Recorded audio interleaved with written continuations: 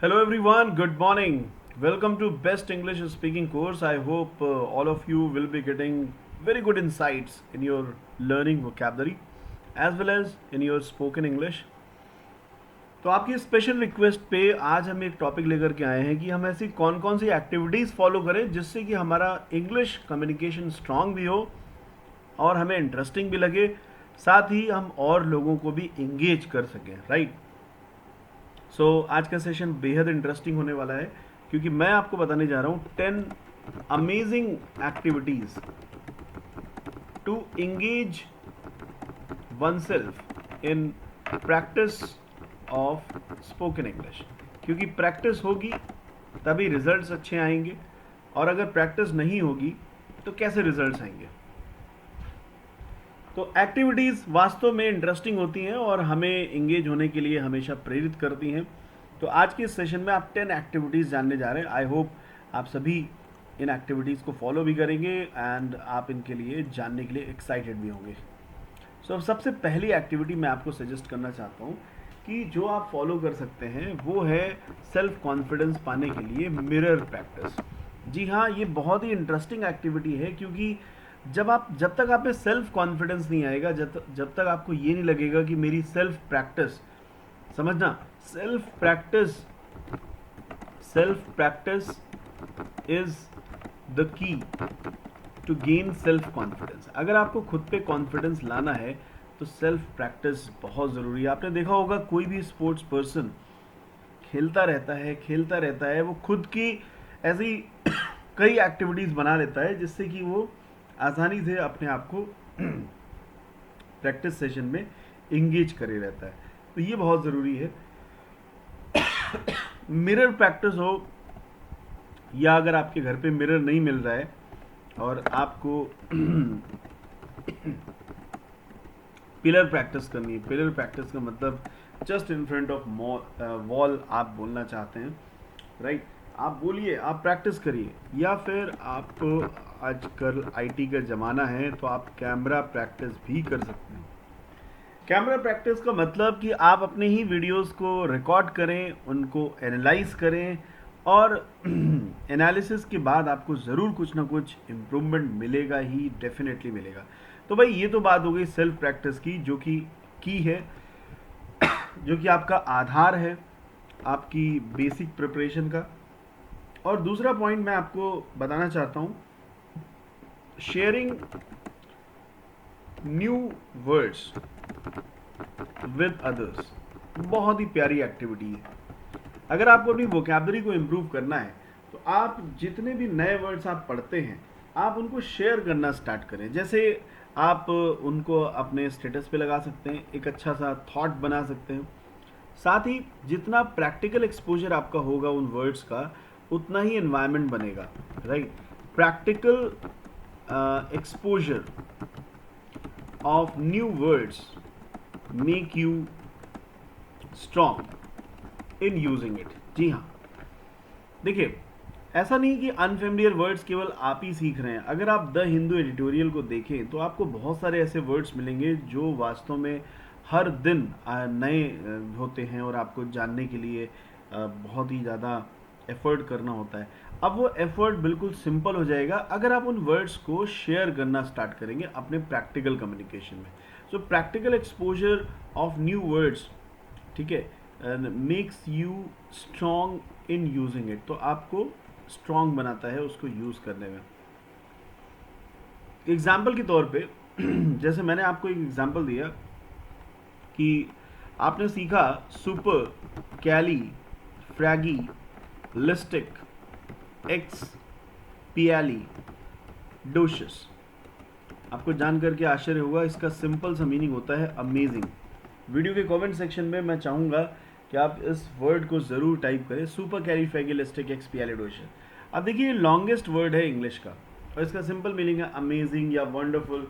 तो आप इसको जितना ज़्यादा यूज़ करेंगे, यू आर सिंपली सुपर कैलिफ्रैगिलिस्टिक एक्सपियालिडोशस, उतना ही आपका टंग ट्विस्टिंग होगा, उतना ही आपका प्रोनाउंसिएशन इम्प्रूव होगा, right. If you find a person जो कि बहुत ज़्यादा अपनी ओपिनियन को चेंज करता रहता है, दैट इज़ कॉल्ड इसेंट्रिक। तो इसेंट्रिक को आप कहते हैं सन की। If you find a person जल्दी जल्दी बातों को भूल जाता है, it is called oblivious, we call it भुलक्कड़। तो इस तरह से आप अच्छे अच्छे वर्ड्स को राइट आप ला सकते हैं, और फास्टिडियस वर्ड भी आप यूज़ कर सकते हैं जो एकदम से सनक जाए, राइट। बहुत सारे नए नए वर्ड्स आप यूज़ कर सकते हैं। तो सबसे इम्पॉर्टेंट है कि आप इन वर्ड्स को शेयर कितना कर रहे हैं। आइए आपको ले चलते हैं अगले सेक्शन में, और ये एक्टिविटी वास्तव में आपकी कम्युनिकेशन स्किल्स और लैंग्वेज प्रोफिशिएंसी में एक रेवोल्यूशन ले आएगी, और ये एक्टिविटी का नाम है स्टोरी टेलिंग। जितना ज़्यादा आप स्टोरी टेलिंग करेंगे उतना ही आप इम्प्रूव करेंगे, क्योंकि पास्ट में बोलना बड़ा ही चैलेंजिंग होता है। तो स्टोरी टेलिंग सबसे मस्त एक्टिविटी है। पास्ट में अगर आप अपनी पास्ट की एक्टिविटीज़ को बताने में कॉन्फिडेंट हैं तो आपको हर जगह अपनी ग्रामर का एडवांटेज दिखेगा और आप अपनी बात को बेहतरीन ढंग से कहेंगे। तो स्टोरी टेलिंग बहुत ही पावरफुल तरीका है इंग्लिश को सीखने का। कहानियाँ सुनना, कहानियाँ बताना, ये सभी के लिए इंटरेस्टिंग है, राइट। और जब आप अपनी बात को स्टोरी टेलिंग के फॉर्म में बताते हैं तो लोग आपसे वास्तव में जुड़ते हैं, ये बहुत इंपॉर्टेंट है। इसके अलावा आप एक एक्टिविटी फॉलो कर सकते हैं, that is called interviewer and interviewee. बहुत ही इंटरेस्टिंग एक्टिविटी है, और ये आपके इंटरव्यूज़ की भी प्रिपरेशन कराती है। कभी आप मौका लीजिए कि आप इंटरव्यूअर बनिए, राइट, और किसी दूसरे कैंडिडेट का आप इंटरव्यू लीजिए, और वो कैंडिडेट होगा इंटरव्यूवी। कभी कभी आप उसे मौका दीजिए और आप स्वयं इंटरव्यू दीजिए। इससे क्या होगा, आपकी इंग्लिश लैंग्वेज का प्रैक्टिस होगा।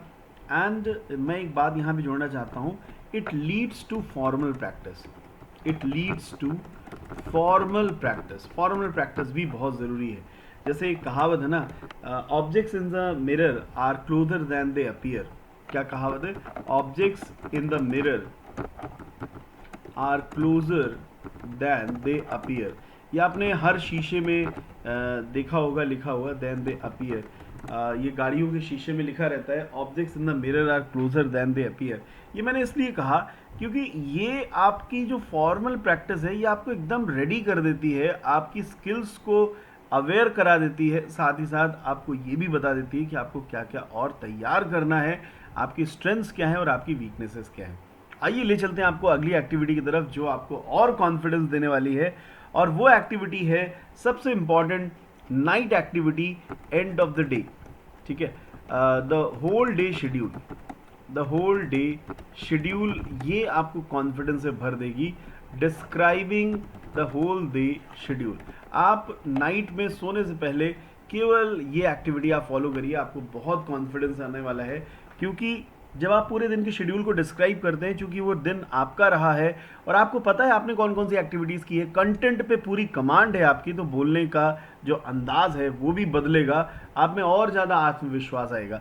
तो रात में when you are going to bed, आप टहलते समय मिरर प्रैक्टिस करते हुए, या जो भी आपके लिए फीजिबल हो, आप कैमरे का यूज़ कर सकते हैं, आप अपने पूरे दिन का शेड्यूल एक बार ज़रूर डिस्क्राइब करिए। ये आपकी फ्लुएंसी को अच्छा करेगा, आपकी सेंटेंस फॉर्मेशन को अच्छा करेगा, प्रोनाउंसिएशन को अच्छा करेगा, एक्सप्रेशंस को अच्छा करेगा। सब कुछ अच्छा हो जाता है जब कंटेंट आपका अपना होता है। जैसा मैंने कहा कि सेंटेंस फॉर्मेशन को इम्प्रूव करेगा क्योंकि फटाफट सेंटेंसेस आपके बनेंगे। वोकैबुलरी को भी इम्प्रूव करेगा क्योंकि उसमें आपको पता चलेगा कि कौन कौन से आज आपको नए वर्ड्स मिले। जैसे आपने कहा मैंने मट्ठा पिया, तो मट्ठा की इंग्लिश क्या होगी? वे होगी, WHEY। ये चीज़ें आपको जानने को मिलेंगी। आप मार्केट गए वेजिटेबल लेने, वहाँ पे आपने देखा धनिया है, धनिया इज़ कॉल्ड कोरिएंडर। आपने देखा घुइयाँ है, तो घुइयाँ इज़ कॉल्ड लूफा, LUFFA। तो कहने का मतलब है कि आप नहीं, घुइयाँ इज़ कोलोकैशिया एंड लूफा इज़ तरोई। तो इस तरह से आपको जानने को मिलेगा।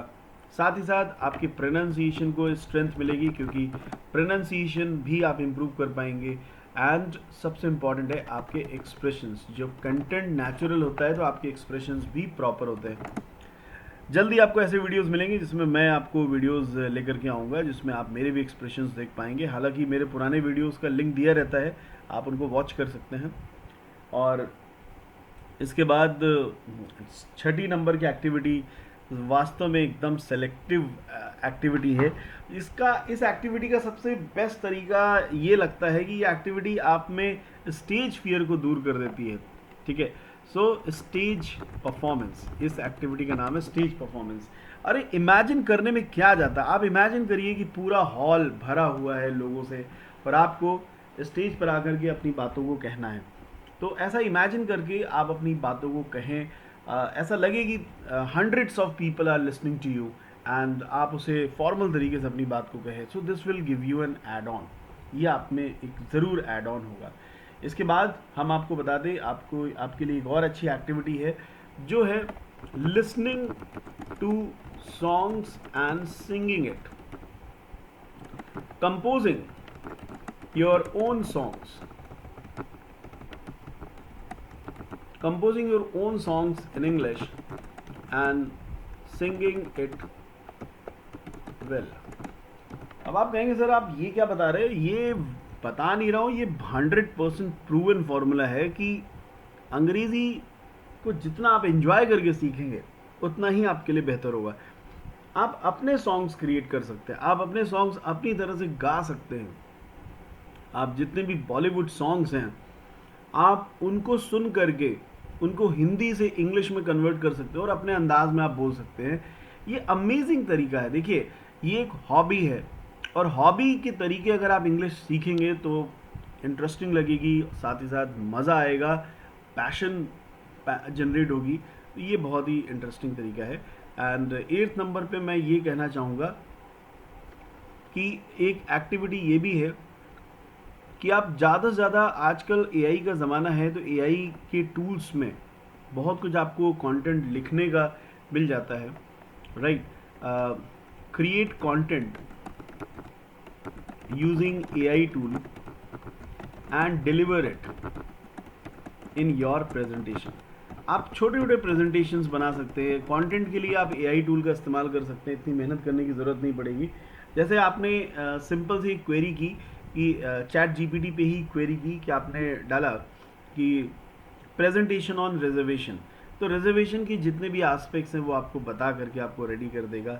अभी बांग्लादेश में तख्ता पलट हुआ है, उसके बारे में आपको एक प्रेजेंटेशन देना है कि ऐसा क्यों हुआ, क्या है वहाँ की रिपोर्ट, तो आप उसको जनरेट करके अपनी प्रेजेंटेशन आप दे सकते हैं। एंड इसके बाद मैं आपको बता दूँ, रोल प्ले एक्टिविटी बहुत इंपॉर्टेंट है। तो रोल प्ले आप करिए। रोल प्ले का मतलब कभी आप डायरेक्टर का रोल प्ले करिए, कभी आप रोल प्ले करिए क्रिकेटर का, जो भी आपका पैशन है। जैसे आप बचपन से बनना चाहते थे कि आप एयर होस्टेस बने या फिर आप फ्लाइंग ऑफिसर बने, तो फ्लाइंग ऑफिसर की तरीके आप एक इंटरव्यू दें, ठीक है। और या फिर आप बहुत ही शुरुआत से आप बनना चाहते थे कि आप एक सक्सेसफुल डॉक्टर बने, तो आप एज ए डॉक्टर एक अपना इंटरव्यू दें। तो रोल प्ले में भी आपको इंग्लिश बोलने का बहुत अच्छा मौका मिलता है।